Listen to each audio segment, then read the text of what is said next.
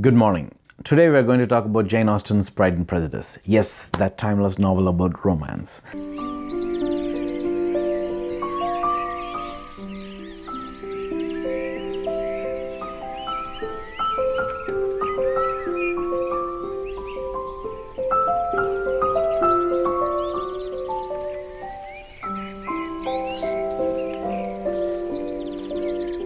So we're going to look at Jane Austen's Pride and Prejudice from sociological, philosophical, and theological standpoint. So Jane Austen's Pride and Prejudice is timeless because it deals with the anguish around the choice of who you choose to fall in love with. Who doesn't know that anguish? So to understand this anguish better from Jane Austen's standpoint, we have to look at kind of the world of Jane Austen. The world of Jane Austen had two major forces. One was Industrial Revolution was starting to take off, and two was there was the feudal system. And that meant that women in those societies were finding it difficult to have economic power and freedom. Before Industrial Revolution came into place, a woman, if she was not married, she would stay at the home of one of their relatives, and she would spin clothes, make threads, make fabric, make clothes, and that was her way for economic freedom, because that is how she would earn her keep and be a part of a family, be safe, be stable. So when Industrial Revolution happened, the work got moved out of households. That meant that women could not find their own economic power or a sense of their own economic freedom. Because of that, a woman's way for safety and stability was to get married to a guy that was rich. So what's the problem here? How do you find a rich guy to get married to? That's the question of Pride and Prejudice. At the top of the social class, you have the royalty, who are the richest of the rich, but royalty don't marry outside of their family. Below the royalty, you have gentry. Gentry are people that have landed estates and get income from that. At the top of this, the gentry food chain is Darcy, the most handsome, rich, most eligible bachelor in town. Below the gentry class, you have people that are salaried class. In the novel, Collins is a person of the salaried class. He works as a parson. He has income from Lady Catherine, which he is so grateful for. So that's the second tier. And below that, if a woman cannot get married to someone in the salaried class, then her life is relegated to either becoming a governess in a household, in which case she might not be married at all, or she becomes a servant, or worse, a peasant. So that's the risk for women in that time. If they can't get married to a rich guy, then they risk becoming a peasant. So in this context, the choice of romance becomes even more complicated. Do you marry purely for riches, or do you marry for romance? And that's kind of the question there. In this context comes Elizabeth Bennet. She is the heroine of Pride and Prejudice. She's one of 5 daughters of Mr. and Mrs. Bennet. How does Elizabeth choose who to fall in love with? That is the question of the novel.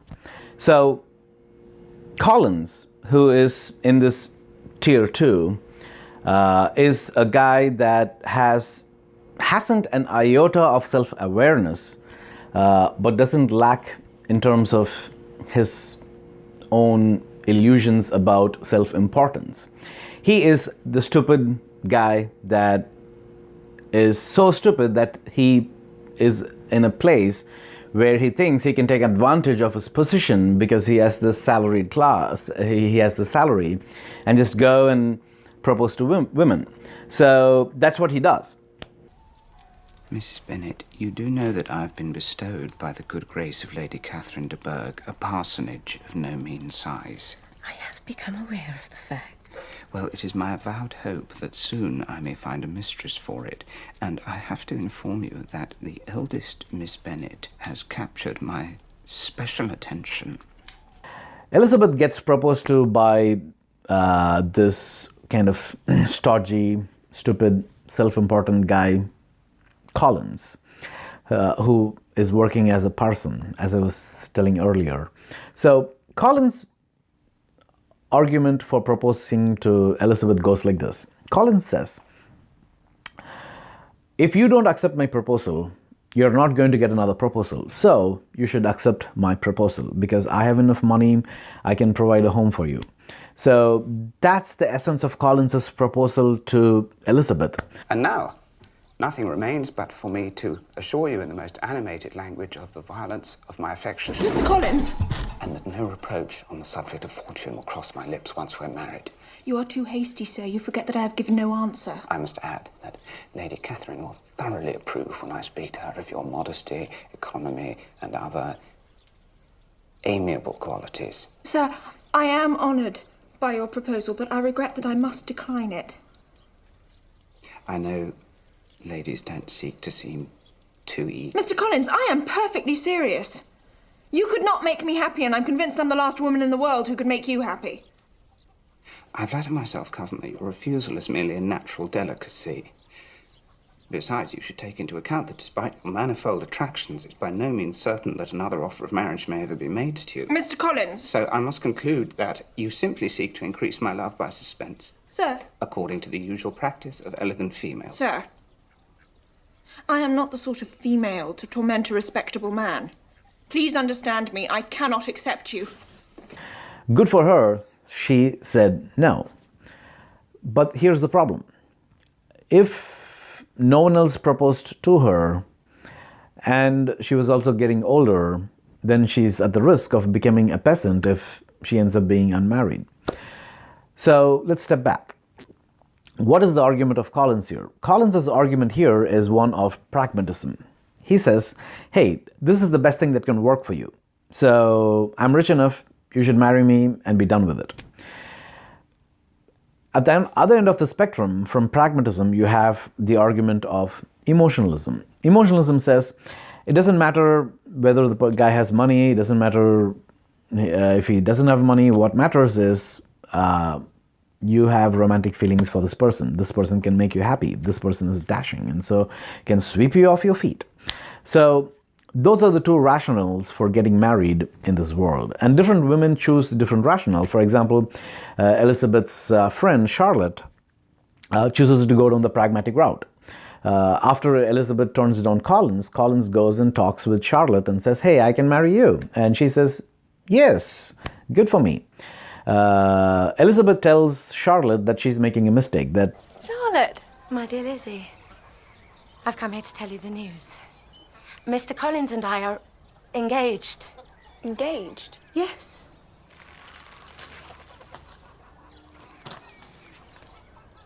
To be married? Yes, of course, Lizzie. What other kind of engaged is there? Oh, for heaven's sake, Lizzie, don't look at me like that. There is no earthly reason why I shouldn't be as happy with him as any other. But he's ridiculous. Oh, hush. Not all of us can afford to be romantic. I've been offered a comfortable home and protection. There's a lot to be thankful for. Charlotte. I'm 27 years old. I've no money and no prospects. I'm already a burden to my parents. And I'm frightened. So don't judge me, Lizzie. Don't you dare judge me.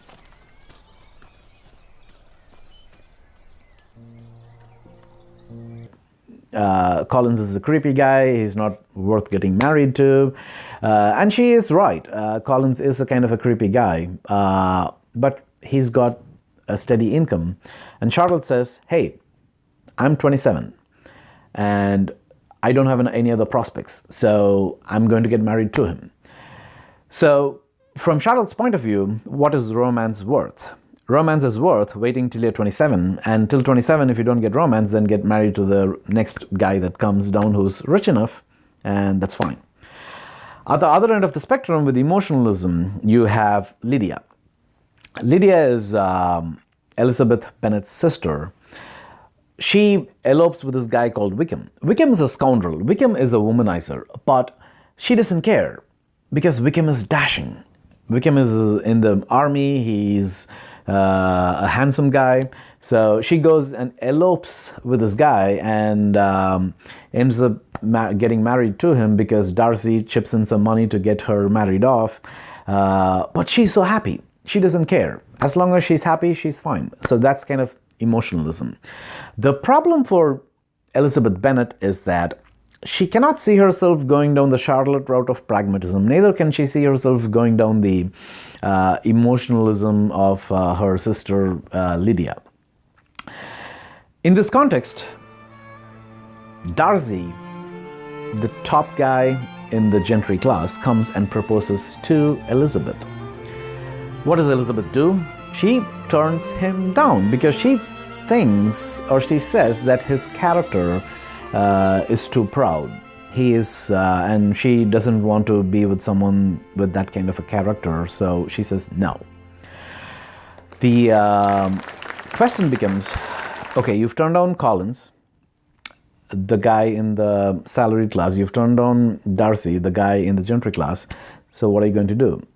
Are you going to remain unmarried? So how does Elizabeth Bennet navigate through this treacherous world? That's the point of the novel. Jane Austen is so brilliant in helping us see the inner workings of intelligent women of that world. Alistair MacIntyre is a Scottish philosopher who talks about how Jane Austen, in her novel, has women that are intelligent, yet they have one flaw. That usually the flaw makes them look at the world differently, it makes them look at themselves differently, and it prevents them from getting married, or it prevents them from falling in love with someone.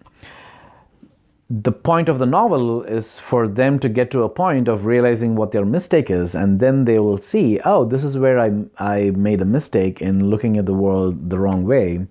And now that I look at the world the right way, I know who I want to get married to. And what he says is, in that sense of getting in touch with their true self, of, okay, this is who I really am. This is my purpose.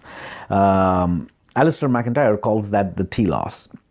And the point is that when someone gets in touch with their telos, that's when they know who they have to fall in love with, or who they want to fall in love with. The MacIntyre borrows this word telos from Aristotle. So Aristotle has this 4 different causes for everything. He says everything that's there has 4 different causes. Let's take an example. So let's take this book. This is a book by Robert A. Johnson called A We. So Aristotle would say the first cause of this book is the material cause, which is the thing that this book is made of. This book is made of paper. Paper is made of pulp. Pulp comes from trees. So the material cause of this is trees. And the second cause is the formal cause. The formal cause is the design or the shape that this wood takes, that this book takes. So it's kind of rectangular, it's kind of cuboid, and it's got all these papers, and it's bound together in the back that holds it together. So that's the formal cause, the design behind the book. And then you have what's called the third cause, which is the efficient cause. The efficient cause is the person that made the book, right? So Robert A. Johnson is a Jungian psychologist. So he's the guy that wrote the book. So he's an efficient cause. And then you have somewhere there was a machine that put this whole thing together. So the machine is another efficient cause. And then here's the important part. The fourth cause that Aristotle talks about is the final cause, or the telos. That is the purpose for which this book has been written, the end to which this book has been written. So the subtitle of this book says, Understanding the Psychology of Romantic Love. So the purpose for which this book is written is Robert A. Johnson wants to explain his understanding of romantic love to people. So in as much as people, that's the telos of the book, in as much as people read this book to get that understanding, they would be good.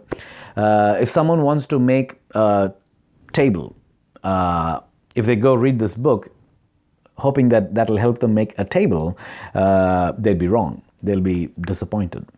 So that's the importance of final cause.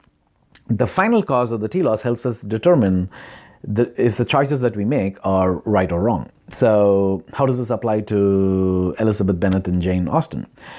So Elizabeth has this persona. Elizabeth's, as intelligent as Elizabeth is, Elizabeth's flaw is that because of her intelligence, she has this ironic way of looking at the world. She's always making fun of people because she's intelligent and she can make fun of people. She can look at what people are doing that's wrong and she makes fun of them. Love every man in the room does not end the evening in love with you, that I am no judge of beauty. All men. No, they are far too easy to judge. They're not all bad. Humorless poppycocks in my limited experience. One of these days, Lizzie, someone will catch your eye, and then you'll have to watch your tongue.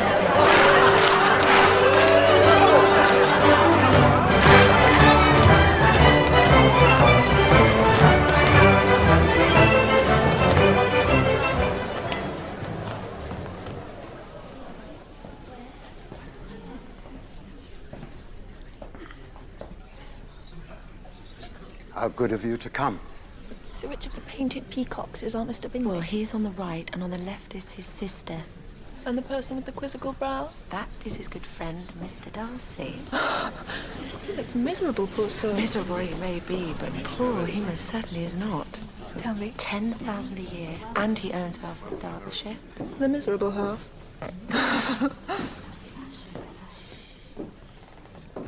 He's about the best butcher in the county. If I could introduce the ladies in the choir. The problem with this ironic persona is that she is always distancing herself from people. So because of that, she doesn't quite get to fully know Darcy, and she judges him harshly, too prematurely, and that is her problem. But of course, at the end of the novel, we know that she ends up falling in love with Darcy, and Darcy falls in love with her, and they get married, and they're happily ever after. But the question is, how did she get to that place of being able to say, okay, this is the guy I want to fall in love with? What's the internal workings of her mind in going through that process? So I want to focus on the point at which she falls in love with Darcy. The point at which she falls in love with Darcy is when she visits his castle, Pemberley. When she visits his castle Pemberley, there's two things that happen. Joe Wright beautifully shows this in the movie that he did in the BBC version. So Elizabeth walks into the house and she looks at the house and she sees how beautifully the house has been decorated. And in seeing how beautifully the house has been decorated, she's able to get a sense of Darcy's refined taste. And she likes that. And then she sees Darcy being really loving with her sister. And then she hears the servants describe Darcy as a very kind and noble master. In the book, Jane Austen actually says that Elizabeth considered how Darcy was a great brother, a very good master, a good son, and a good guardian of the place that brought happiness to people. So now she has a different view of Darcy. And when she has a different view of Darcy, something else happens. She also sees herself differently.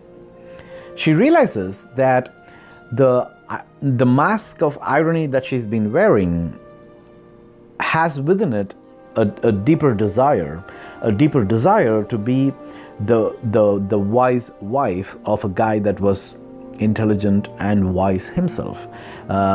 In the book, Jane Austen says that as she's going through Pemberley and looking at all this, at how wonderful this place under his guardianship is, she says she would have wanted to be its mistress. So what's going on here? What's going on here is, as she goes through this whole process, she realizes she was wrong about Darcy, because Darcy had written a letter to her to let her know his point of view. And then but even then she's not quite in love with him. But when she visits Pemberley and she sees Darcy in a different way, that also helps her see herself in a different way. It helps her shed her mask and realize, no, this is the guy. If there was one guy that I can see myself getting married to, it would be this guy. So that's her. He alone is her intellectual match. So that's when she sheds this false self persona and gets in touch with the true self, she is able to authentically fall in love with someone. So what's the lesson here? The lesson is, when it comes to dating or when it comes to marriage, if one is not in touch with one's own true self or one's own telos, then one ends up making decisions based on pragmatism or emotionalism. Is the guy rich enough? Fine, let's get married to him. Is the guy dashing enough? Does he sweep me off my feet? Yeah, fine, let's get married to him. And men do the same thing to women too. In our world today, where, okay, is this girl like stable enough, or is she making enough money? Well, fine, okay, that'll work. Or if she hot enough, and if she can she make me happy, and is she fun? Oh, fine, okay, that'll work. So we do the same thing today as well. We sometimes operate like Charlotte, we sometimes operate like Lydia, and the point of Jane Austen's novel is to help us to see that we need to go a little bit deeper to get in touch with our true self, to get in touch with our telos, so that we can find the person that we can truly fall in love with and have both romance and riches. So now, how does this apply to theology? So I want to look at the first century Christians. You see, the first century Christians had kind of similar alternatives. At the one end, you had Stoic philosophy that said, go with reason. Go with what works. At the other end of the spectrum, you had Epicureanism, which is a form of emotionalism, of saying, if it makes you happy, that's fine. I'm oversimplifying both philosophies, but just run with me on this. So if you look at the Corinthian church, to which Paul writes his first letter, they are people that are making all these wrong choices because they are using the Epicurean emotional criteria or the Stoic kind of criteria, and that's kind of not really working. Most of them were using the Epicurean criteria. But so Paul spends so much of 1 Corinthians talking about what's wrong with that, their way of choosing to do different things. But then when he actually comes to the very end in 1 Corinthians 15, he does something interesting. He says, now I'm going to talk about what the gospel really means. And instead of saying kind of the usual thing that we would expect most people to say of, oh, Jesus came, he died for your sins, he doesn't talk about that. He talks about resurrection. He talks about resurrection of Christ. He talks about resurrection of Christians believing in Christ, that death will not be the final sting, and that we will go through death, and that true life is the resurrected life. So why is he doing that? He's doing that to help Christians who are facing this anguished choice in the first century world to make good choices. And he's talking about this telos to help them to see this is the true end. When you are trying to decide what to do, you should be thinking about your telos, that your ultimate end is towards this resurrected life. And so in knowing that, in knowing that they need not fear death, that their choices become free. They are free to choose and make healthy choices. So that's the essence of the importance of telos. Knowing what your true end is helps you make healthy choices now. So, what's the bottom line? What's the lesson from Jane Austen? In Jane Austen, we find that there are two different ways of deciding who we want to be romantically aligned with. One is pragmatism, the way Charlotte goes. The other is Lydia, the way of emotionalism. And both of those don't really work, is kind of what Jane Austen says. The best way is to go the way of Elizabeth Bennet, which is look within yourself and find out where you might have some mistakes. Be honest about it, accept it, which will help you look at the world differently. It'll help you look at yourself differently. It'll help you get in touch with your own true end, your own telos. And then you will be able to find the right person that will align with the telos, and you will be able to have a romantic life with. So C.S. Lewis, in his book The Discarded Image, says that ancient Christians had this heavenward view of life. Like everything that they looked at had this heavenward kind of perspective. As Christians, that is our true telos. And having a heavenward perspective does not mean that we are going to be these disembodied angels sitting up there and playing the harp. No. It's the new heavens and the new earth. We will still be in this world, in our resurrected lives, creating new culture and bringing glory to God through the new culture. And that's our ultimate end. That's the ultimate end to which we are being called. And as much as we miss that, our choices will always be a bit wobbly.